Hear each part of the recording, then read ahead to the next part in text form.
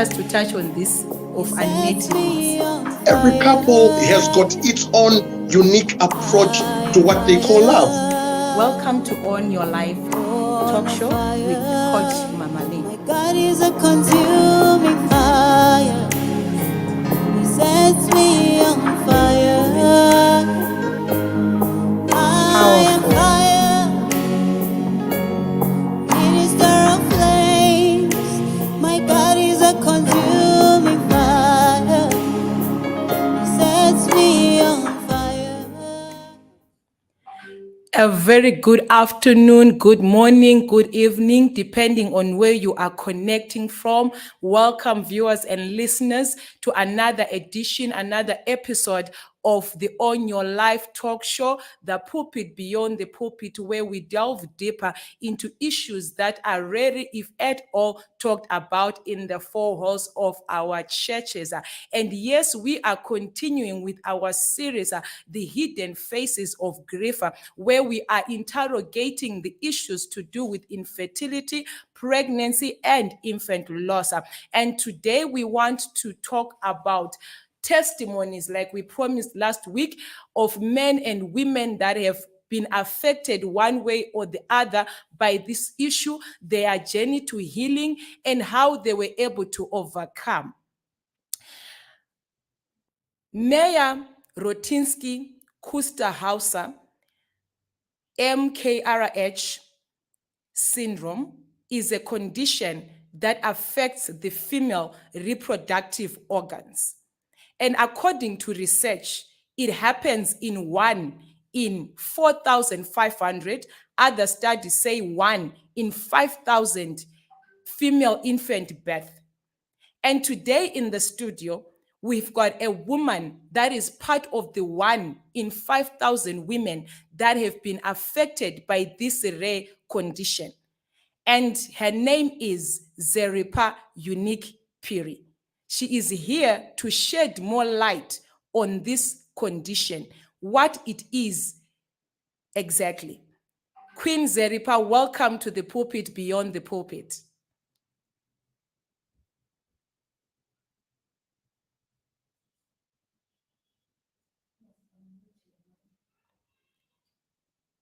ZERIPAH, may kindly unmute your mic.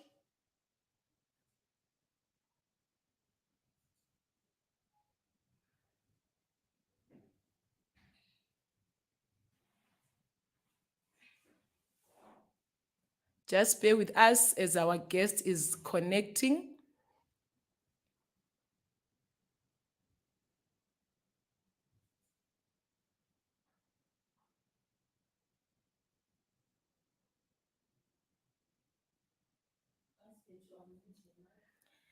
Queen ZERIPAH, can you unmute your mic?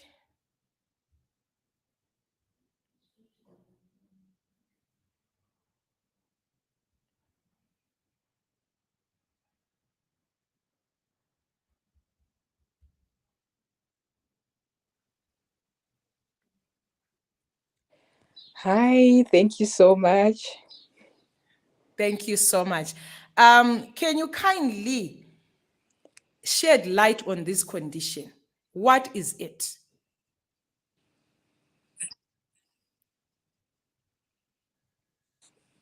Okay. Hi, how are you? Good afternoon, good morning to our listeners.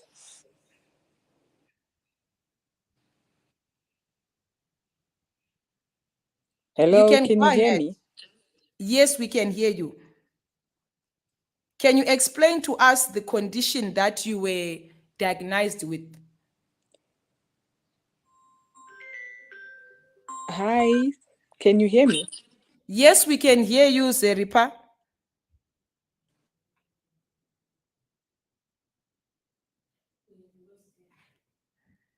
Do bear with us. Our guest is battling with connectivity issues.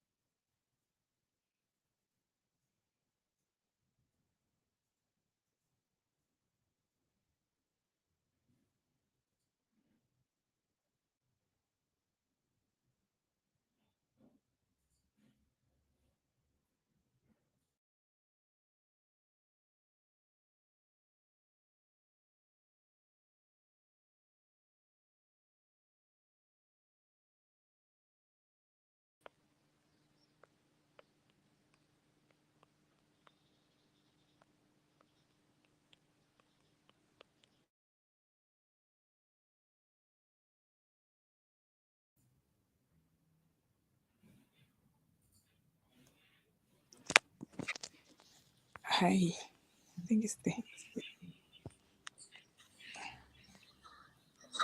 We can hear you now.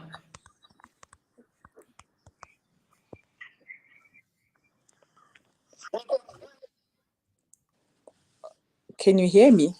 Yes, we can hear you loud and clear. Okay, sorry about that. I think it's the network. No, that's all right. So can you kindly explain to us what MRKH syndrome is all about?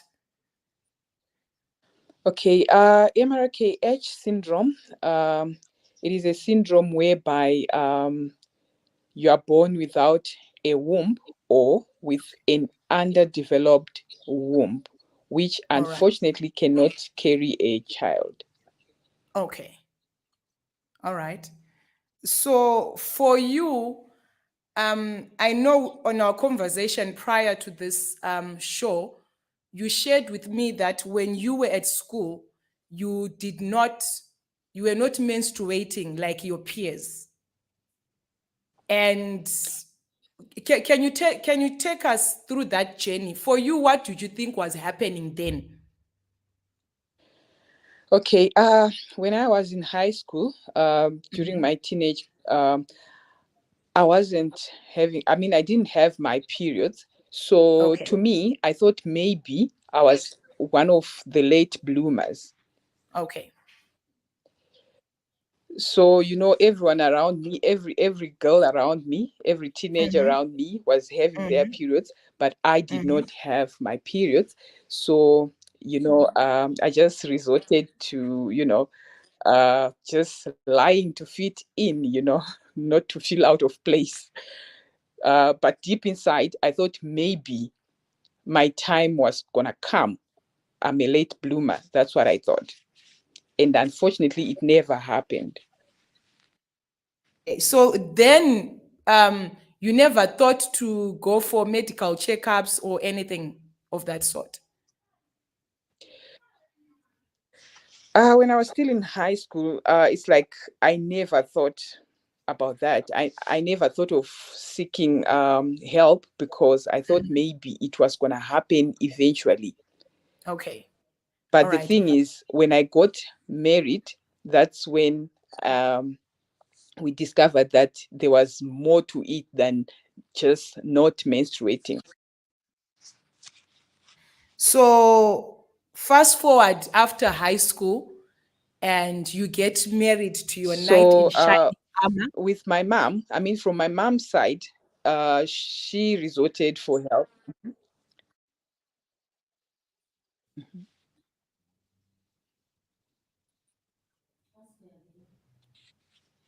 You were saying from your mom's side, Okay, she resorted to? so I met my husband, and then I told him that I wasn't. I mean, okay. My mom was a bit worried because of me not having my periods. So she resorted to asking my aunt about, like, Mhm. I mean, explaining to my aunt what was happening, and then my Mhm. aunt thought that it wasn't a big issue because it didn't make me sick. So she just said her time will come. Little All did right. they know that it wasn't going to happen. Okay. And then fast forward high school, you meet your knight in shining armor. So fast forward, when I got Mhm. married, Mhm. um,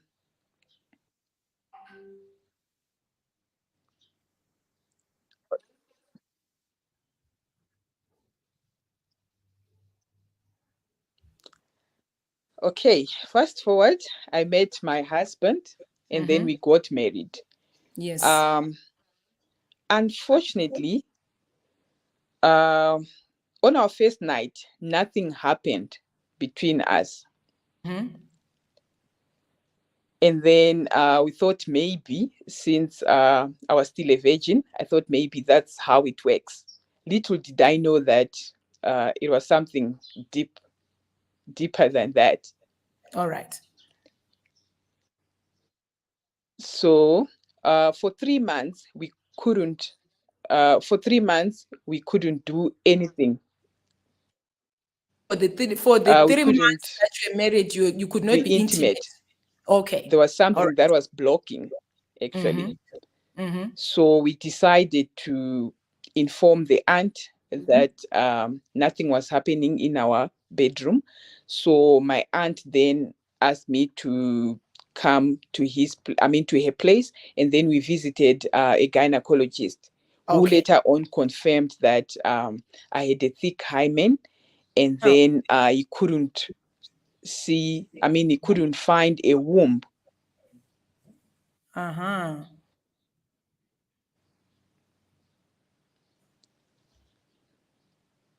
Okay, so later on, like, he didn't know what the problem was. Mhm.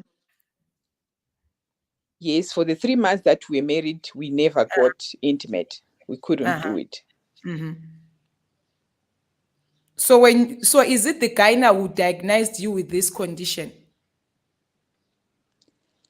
Okay, and then we went to the gynecologist. Yes, we went to the gynecologist. He couldn't find a womb. He Mm-hmm. mentioned that I had a thick hymen, which needed a small operation. So when you then did the operation, it was now intimacy was now possible.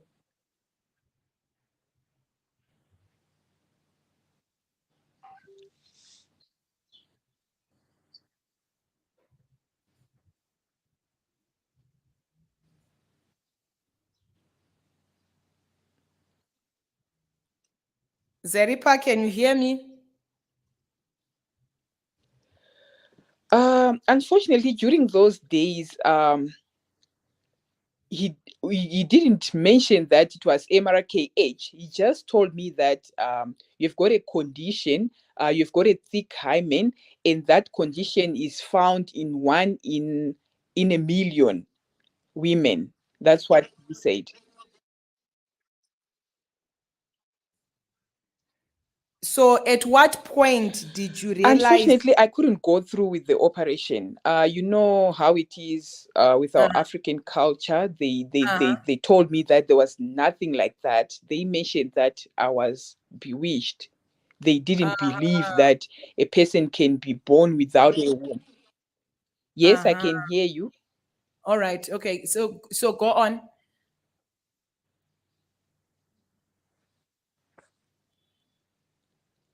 Hello, can you hear me? Yes, we can, loud and clear. You were explaining that you could not go on with the operation because the family was saying this is bewitchment.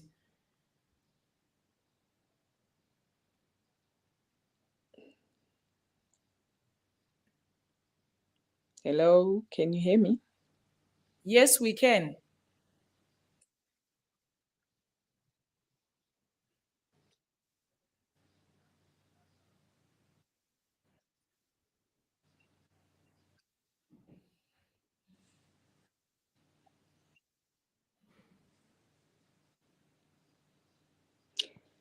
Sorry, come again. I didn't hear that.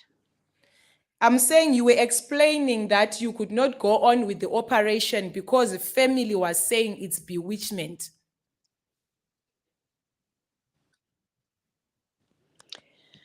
Okay, so they said that I was bewitched, so we had to uh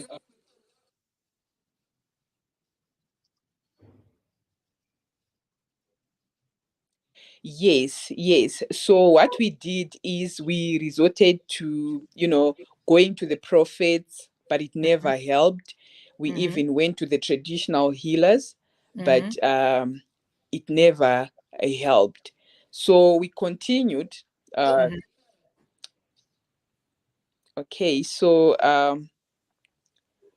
we went to this other traditional healer, and I was given some sticks that I had to insert. Mm-hmm.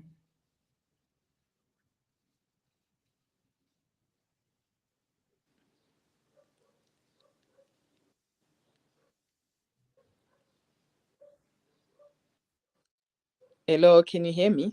Yes, go ahead. We can hear you loud and clear.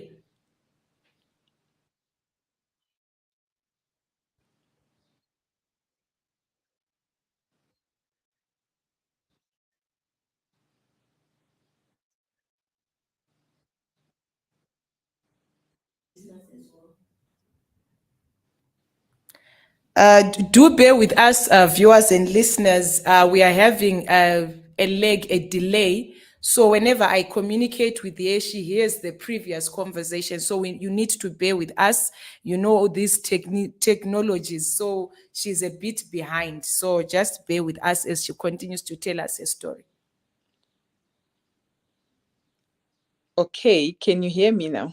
Yes, loud and clear. Just go on, Zeripa.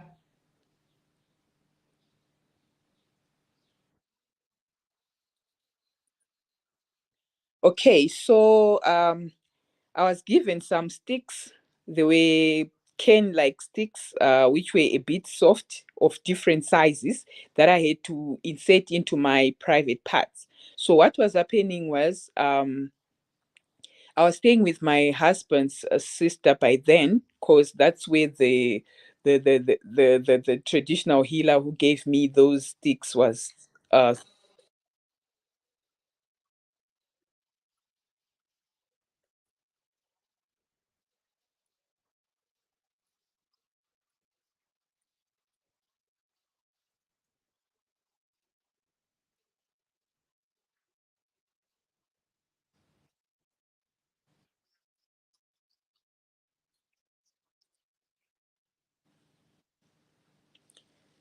Okay, so I had to insert the five. I mean, they were different sizes.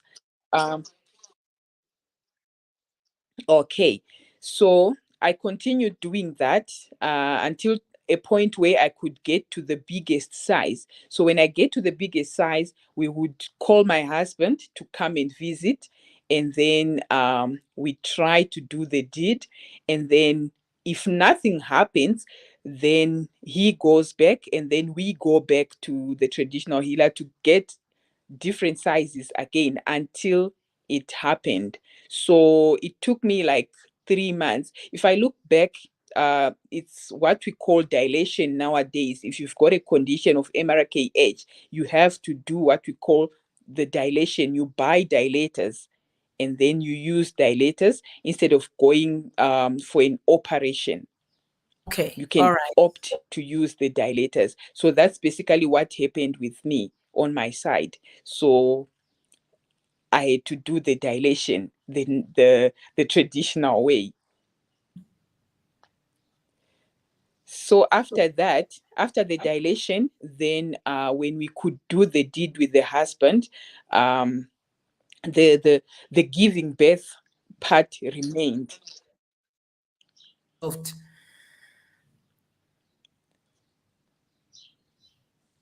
Unfortunately, I couldn't have my periods after that dilation and stuff, and then Mhm. unfortunately, I couldn't fall pregnant as well. Okay.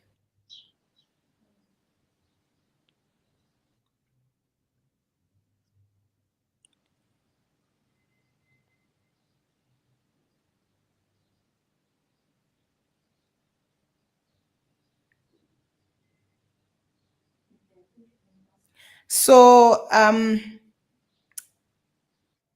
how did this whole issue affect your marriage? How did it have an impact on your marriage?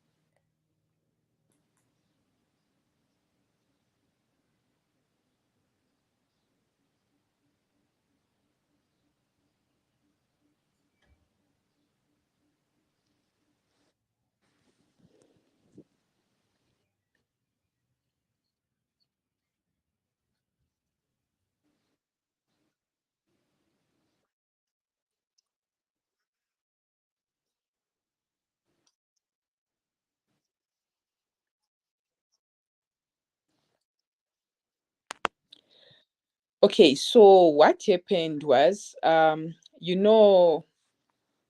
we discovered that I couldn't have kids, my husband initially he was supportive, but eventually, the pressure came in from the friends, from the relatives, and he couldn't stand the heat.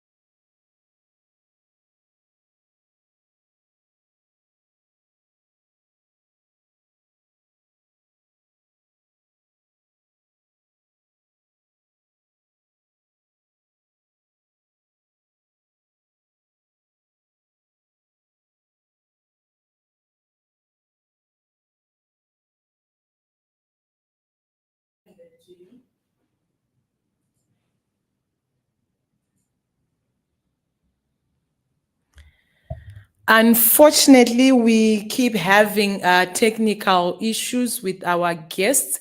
So I think we will just round up, and hopefully we will invite her again so that we do this episode with her again, because we are really having issues to do with network on her side. So we'll definitely have her again, because I believe this is a subject that many of us are not even aware of, that it is happening. You understood there's a lot of tradition also involved, where families are saying there's nothing like that, and doctors are saying this is a condition like this. So I really think it's something that we need to take up again. So for now, allow us to thank ZERIPAH for coming through, and the entire the entire team behind the scenes, our viewers and listeners, the Phenomenal Woman Foundation family, for supporting always. Until next time, it's adios for now. Powerful.